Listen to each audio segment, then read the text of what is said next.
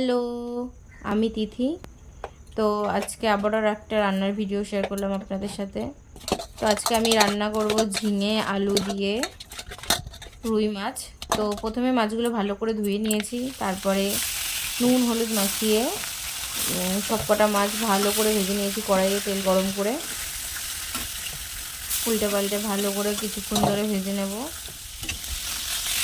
এই যে উল্টে ভেজে নিচ্ছি কিছুক্ষণ ধরে, বেশ কড়া কড়া করে মাছ ভাজা হলে তারপর নামিয়ে ফেলবো। উল্টে পাল্টে অনেকক্ষণ ভাজার পরে তারপরে নামিয়ে ফেলেছি।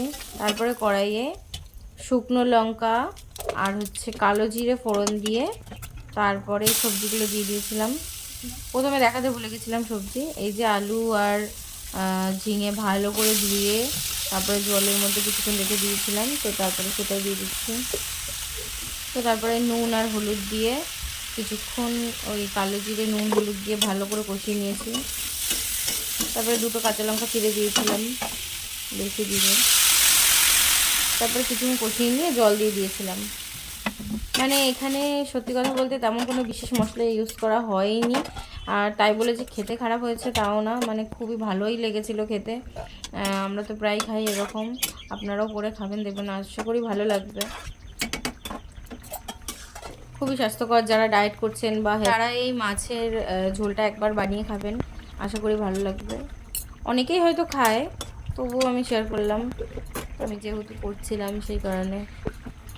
তো একটু হালকা চিনি, তারপরে একটু লাস্টে নামানোর সময় ভাজা জিরের গুঁড়ো, যেটা আমি বাড়ি থেকে করে নিয়ে এসেছিলাম, ওটাই দিয়ে দিয়েছি। তো যাই হোক, এই যে আমার কমপ্লিট প্রায়।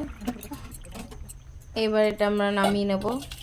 খুবই মানে সিম্পল, কোনো মশলা ইউজ করা হয়নি। ভালো লাগলে অবশ্যই আপনারা বাড়িতে ট্রাই করবেন। তো আজকের মতন টাটা।